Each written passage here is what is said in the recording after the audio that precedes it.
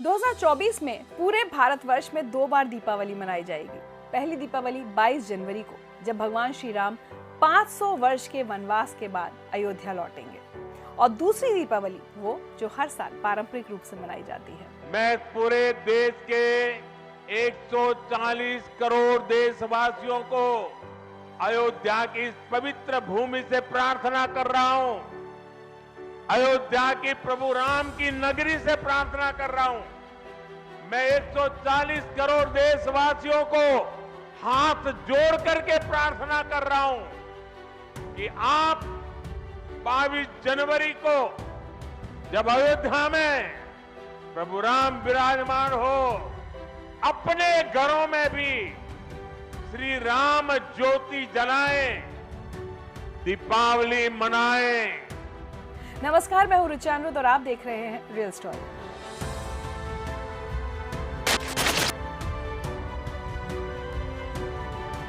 बाईस जनवरी 2024 ये तारीख भारतीय इतिहास में स्वर्णाक्षरों में लिखी जाएगी। 22 जनवरी प्रधानमंत्री नरेंद्र मोदी के संकल्प पूर्ति की तारीख है। उनके आह्वान पर पूरा देश जगमग होगा, हर घर दियों से रोशन होगा। लेकिन ये ऐतिहासिक दिन ऐसे ही नहीं आया है, शताब्दियों के संघर्ष और प्रतीक्षा के बाद आया है। आज के इस एपिसोड में हम आपको अयोध्या में भगवान श्री राम के भव्य मंदिर के निर्माण के लिए प्रधानमंत्री नरेंद्र मोदी की संकल्प से पूर्ति तक की यात्रा की रियल स्टोरी बताएंगे। 22 जनवरी को प्रधानमंत्री मोदी अयोध्या के भव्य मंदिर में रामलला की प्राण प्रतिष्ठा करेंगे। राम मंदिर के लिए वर्षों पहले शुरू हुई उनकी यात्रा अपने अंतिम पड़ाव पर पहुंचेगी। पीएम मोदी की इस यात्रा का आधार भगवान श्री राम के प्रति पूर्ण आस्था और भक्ति है, जिसे उन्होंने निस्वार्थ भाव से लिए गए दृढ़ संकल्प से पूर्ण किया। राम मंदिर राम जन्मभूमि स्थल पर ही बनाया जाएगा, जहां राम का जन्म हुआ था। दुनिया की कोई ताकत राम मंदिर बनने से नहीं रोक सकती। यही है नरेंद्र मोदी का वो संकल्प जिसे उन्होंने दशकों पहले लिया था। नरेंद्र मोदी ने ये संकल्प गुजरात में लोक अदालत मां अयोध्या नामक आयोजन में 1990 के दशक के शुरुआती वर्षों में लिया था। उन्होंने जो संकल्प लिया ठीक वैसा ही हुआ। भगवान श्री राम के मंदिर निर्माण के लिए प्रधानमंत्री नरेंद्र मोदी के योगदान को हम 3 कालखंडों के माध्यम से आप तक पहुंचाने का प्रयास करते हैं। पहला, आरएसएस प्रचारक के रूप में उनकी भूमिका। दूसरा, बीजेपी के नेता के रूप में उनका योगदान। तीसरा, प्रधानमंत्री के रूप में उनकी प्रतिबद्धता। तो शुरुआत करते हैं उस दौर से जब वो आरएसएस के प्रचारक थे। 1970 के दशक में शुरुआती सालों में राम जन्मभूमि आंदोलन के दौरान नरेंद्र मोदी ने कई ओजस्वी भाषण दिए। उनमें से लोक अदालत मां अयोध्या में दिया गया ये भाषण विशेष रूप से बहुत ही प्रभावशाली था। कहा जाता है कि सुनने वालों को ये इतना पसंद आया कि रिकॉर्ड किए गए भाषण के ऑडियो कैसेट बनाए गए और वो कैसेट घर घर तक पहुंचे। जन्मभूमि मंदिर परज राम जन्मभूमि बनशे राम जन्म स्थान पर राम जन्मभूमि मंदिर बनशे।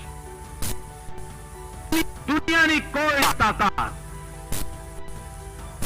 राम मंदिर बनता अटका नहीं। नरेंद्र मोदी के भाषण को लोगों ने बार बार सुना और राम मंदिर आंदोलन से जुड़ते चले गए। आरएसएस में एक स्वयंसेवक के रूप में नरेंद्र मोदी ने राम जन्मभूमि आंदोलन में महत्वपूर्ण भूमिका निभाई। उनका फोकस बिल्कुल क्लियर था, अयोध्या में भगवान राम के जन्मस्थान को पुनः प्राप्त करना और भगवान श्री राम के भव्य मंदिर का निर्माण करना। राम मंदिर आंदोलन के प्रति जागृति के लिए पूरे भारत में कई यात्राओं का आयोजन किया जा रहा था। गृह राज्य गुजरात में नरेंद्र मोदी श्री राम मंदिर आंदोलन के मुख्य उत्प्रेरक बने रहे। आंदोलन के प्रति लोक जागरण में उन्होंने सक्रिय भागीदारी का निर्वाह किया। आपकी स्क्रीन पर दिख रहा इंडिया टुडे में छपा ये लेख 31 मई 1986 का है, जिसमें लिखा गया कि राज्य के आरएसएस कार्यकर्ताओं ने हाल ही में घर घर जाने का कार्यक्रम पूरा किया है।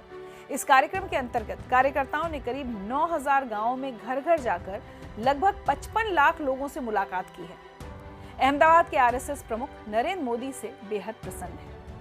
वैसे हम आपको बता दें कि नरेंद्र मोदी के ही नेतृत्व में प्रस्तावित राम मंदिर के लिए राज्य के हजारों गांवों के लोगों द्वारा दान की गई ईंटें इकट्ठा की गई। 1989 में उन्होंने रामशिला पूजन के माध्यम से राम मंदिर आंदोलन को जन जन तक पहुंचाया। इसी साल साधना पत्रिका में उन्होंने एक लेख लिखा, जिसमें उन्होंने राम मंदिर निर्माण के महत्व के पीछे अपना दृष्टिकोण लिखा। राम मंदिर आंदोलन के प्रति राष्ट्रीय चेतना को जागृत करने और भारत को एकजुट करने में रामशिला के योगदान के बारे में उन्होंने लिखा कि आज रामशिला राष्ट्रीय चेतना का प्रतीक बन गई है और इस मुद्दे का विरोध करने वालों को असहजता महसूस हो सकती है। रामशिला का महत्व राम मंदिर के निर्माण से परे है। ये लाखों लोगों के दिलों की आस्था बन गई है। ठीक उसी तरह जैसे लोकमान्य तिलक के गणेशोत्सव ने किया था। स्वतंत्रता आंदोलन के दौरान राष्ट्रीय चेतना और महात्मा गांधी के चरखे ने आर्थिक समर्थन से आगे बढ़कर चरखे के साथ स्वराज्य के माध्यम से राष्ट्रभक्ति की भावना जगाई थी। इसी प्रकार स्वतंत्रता के 5वें दशक में रामशिला राष्ट्रीय चेतना की आधारशिला बन गई है। भविष्य के भारत, अखंड भारत के निर्माण के लिए उन प्रतीकों के पुनर्निर्माण की आवश्यकता है जो दिलों को जोड़ते हैं, न कि वो जो दिलों को तोड़ते हैं। राम जन्मभूमि का पुनर्निर्माण एकता के संदेश का प्रतीक बन गया है। तुलसीदास की पंक्ति राम काज करिबे को आतुर को आज हृदय में रचा बसा लेना आवश्यक है। 1989 स्वतंत्र भारत के इतिहास की एक बहुत ही अहम घटना का गवाह बना। घटना थी विश्व हिंदू परिषद द्वारा अयोध्या में राम मंदिर का शिलान्यास। ये राम मंदिर की मांग का एक प्रतीकात्मक और शक्तिशाली दावा था। नरेंद्र मोदी ने साधना नामक पत्रिका में अनिकेत उपनाम से राम मंदिर शिलान्यास के अनुपम क्षण को कलमबद्ध किया। उन्होंने लिखा, 9 और 10 नवंबर 1989 हिंदू चेतना के इतिहास में एक विशाल स्मारक रहेगा। कई लोग अयोध्या में राम शिलान्यास समारोह को अपनी आंखों से देखेंगे। समस्त विश्व का ध्यान भारत की इस घटना पर केंद्रित है। अयोध्या का शिलान्यास समारोह सांस्कृतिक स्वतंत्रता की विजय की शुरुआत का प्रतीक है। संघे शक्ति कलियुगे, यानी कलयुग में एकता ही शक्ति है। आरएसएस स्वयंसेवक के तौर पर नरेंद्र मोदी ने लाखों देशवासियों को राम मंदिर आंदोलन से जोड़ने में अहम योगदान दिया। तो उन लोगों ने इस राम जन्मभूमि का विचार, सम्मान और स्वाभिमान का विचार अयोध्या के साथ साथ हिंदुस्तान के 3-4 लाख गांव में पहुंचाया। अगर एक गांव में अगर 100 लोगों तक भी पहुंच गया तो करोड़ों लोगों तक पहुंच गया।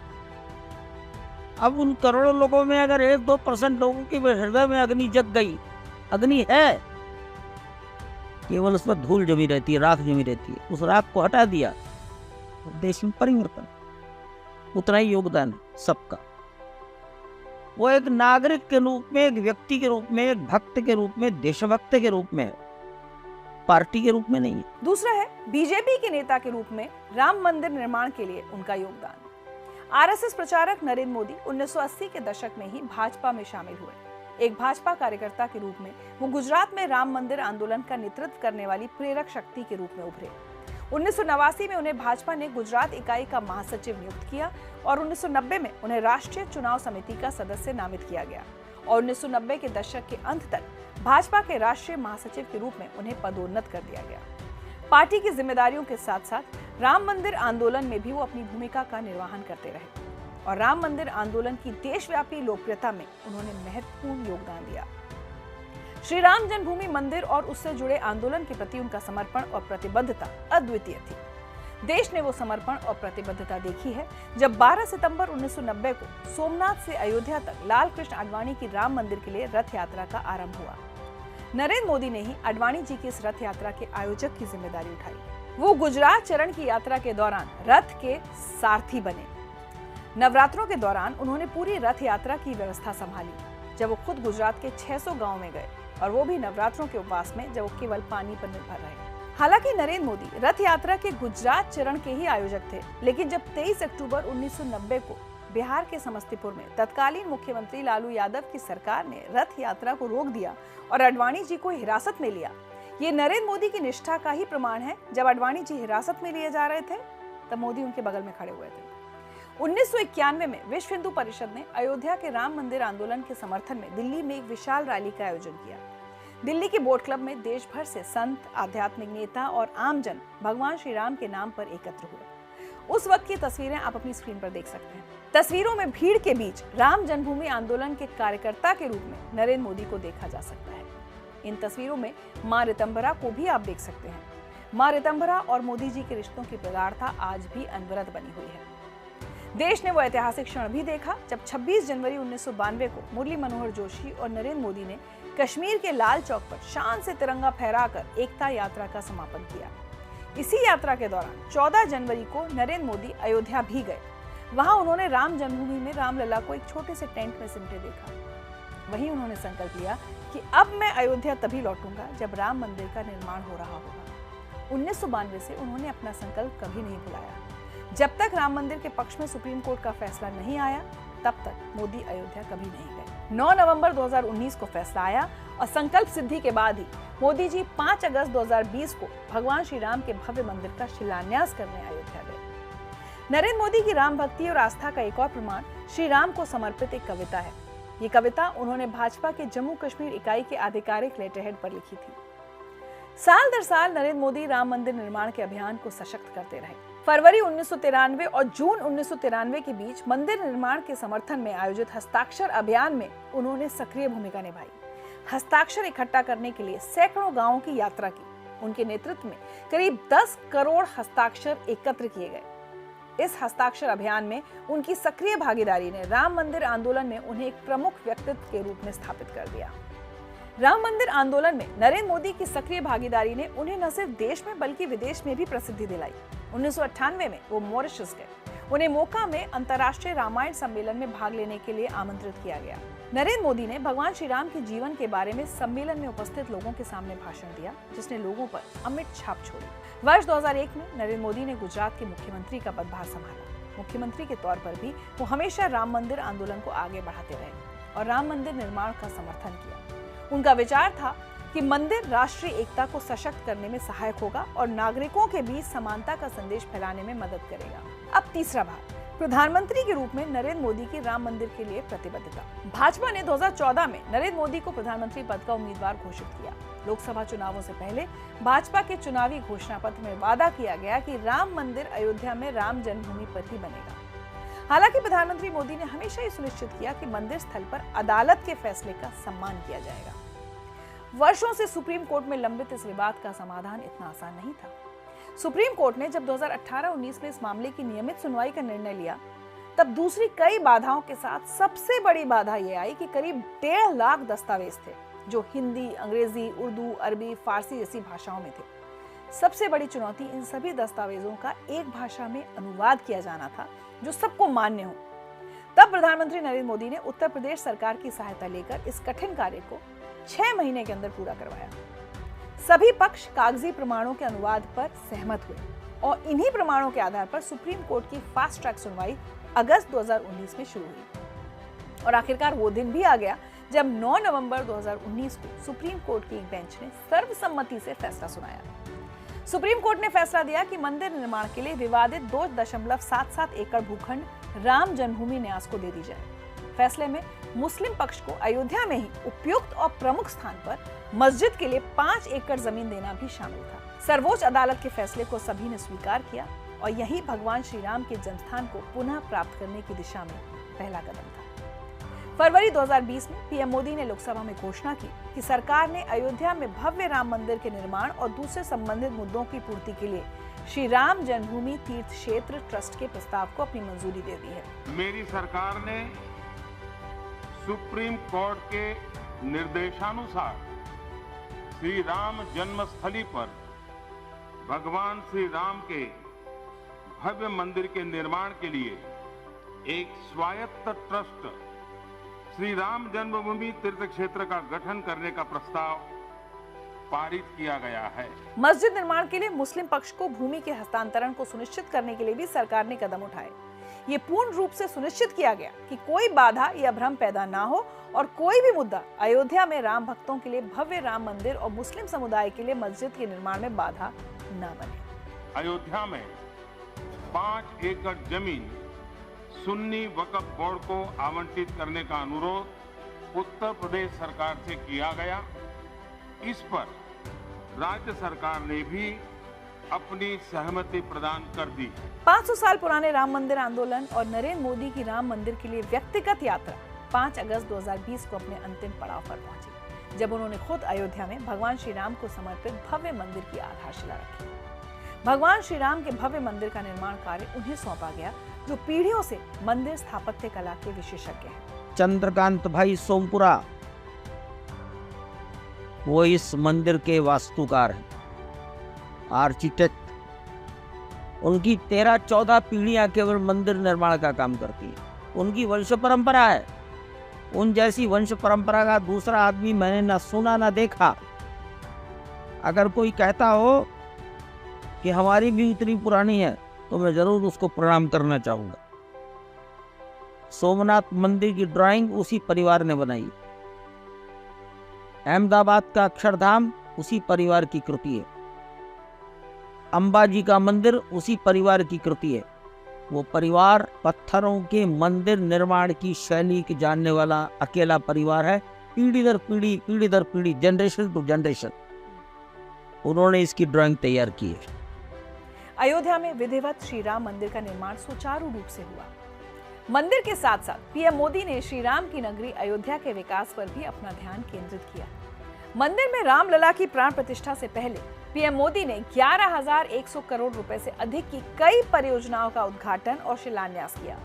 पीएम मोदी का उद्देश्य नागरिक सुविधाओं का कायाकल्प करना और अयोध्या में विश्व स्तरीय बुनियादी ढांचे का निर्माण करना है। इन विकास कार्यों में अयोध्या में अंतर्राष्ट्रीय हवाई अड्डा, अयोध्या रेलवे स्टेशन का पुनरुद्धार, नई अमृत भारत ट्रेनों को हरी झंडी दिखाना और 6 नई वंदे भारत ट्रेनों को शुरू करना शामिल है।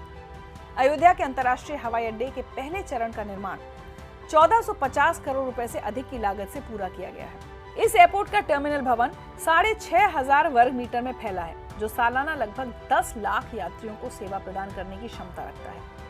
टर्मिनल भवन का बाहरी भाग भगवान श्री राम मंदिर के वास्तुशिल्प के वैभव को दर्शाता है, जबकि आंतरिक भाग को भगवान श्री राम के जीवन को दर्शाने वाली स्थानीय कला से सुसज्जित किया गया है। पीएम मोदी के नेतृत्व में अयोध्या धाम रेलवे जंक्शन के पहले फेज को 240 करोड़ रुपए से अधिक की लागत से पुनर्विकसित किया गया है। भव्य श्री राम मंदिर तक पहुंच को सुविधाजनक बनाने के लिए अयोध्या में राम पथ, भक्ति पथ, धर्म पथ और श्री राम जन्मभूमि पथ सहित 4 चौड़ी और सुंदर सड़कों के निर्माण की भी योजना है। 22 जनवरी 2024 को राम मंदिर में रामलला की प्राण प्रतिष्ठा के साथ साथ आसपास के कई बुनियादी ढांचों के निर्माण कार्य भी पूरे हो जाएंगे, जिससे देश भर से भक्तों को अयोध्या धाम आने में मदद मिलेगी। 22 जनवरी को रामलला की प्राण प्रतिष्ठा होगी। इस अवसर को और भव्य बनाने के लिए प्रधानमंत्री मोदी ने देश के लोगों को 10 काम पूरा करने का संदेश दिया है, जिसमें 14 जनवरी से 22 जनवरी तक देश के सभी मंदिरों की साफ सफाई का संदेश शामिल है। देशवासियों से फिर अपना आग्रह दोहराऊंगा कि राम मंदिर में प्राण प्रतिष्ठा के पावन अवसर के निमित्त देश के सभी मंदिरों में, सभी तीर्थ क्षेत्रों में स्वच्छता अभियान चलाएं, अपना श्रमदान करें। प्रचारक से प्रधानमंत्री तक की नरेंद्र मोदी की संकल्प यात्रा इस बात का प्रमाण है कि कैसे एक नेक काम के प्रति अटूट समर्पण ऐतिहासिक मील का पत्थर बन सकता है। 22 जनवरी का यह दिन पीढ़ी दर पीढ़ी भगवान राम की श्रद्धा में सराबोर भक्तों की आस्था, साधना, त्याग और तपस्या का परिणाम है। श्रद्धालुओं की श्रद्धा इतनी मजबूत थी कि मुगल आए, फ्रेंच आए, डच आए, पुर्तगाली आए, अंग्रेज आए, पर्शियन और अफगान भी आए, लेकिन सभी इतिहास के पन्नों में सिमटकर समाप्त हो गए। लेकिन आस्था का चक्र न धीमा पड़ा न टूटा। लोग भगवान श्री राम के मंदिर के लिए अपना अपना पुरुषार्थ करते रहे। इसी चक्र में प्रधानमंत्री मोदी का भी गिलहरी जितना ही योगदान है, ठीक वैसा ही जैसा त्रेता युग में गिलहरियों ने भगवान राम की कार्य सिद्धि में योगदान दिया था, और यही योगदान इस युग में श्रद्धालुओं ने दिया है। ये समस्त भारतवासियों के लिए गर्व का विषय है कि हम अयोध्या में बने भगवान श्री राम के भव्य मंदिर को अपनी आंखों से देख रहे हैं। हमारे ही जीवन काल में एक नया तीर्थ स्थल स्थापित हो रहा है। रियल स्टोरी के इस एपिसोड में आज के लिए इतना ही। ये एपिसोड आपको कैसा लगा अपनी राय में लिखकर जरूर बताएं। आपकी प्रतिक्रिया की हमें प्रतीक्षा रहेगी। अगले एपिसोड में आपसे फिर किसी अहम मुद्दे की रियल स्टोरी के साथ मुलाकात होगी। तब तक आप प्रसन्न रहिए, स्वस्थ रहिए। जय श्री राम।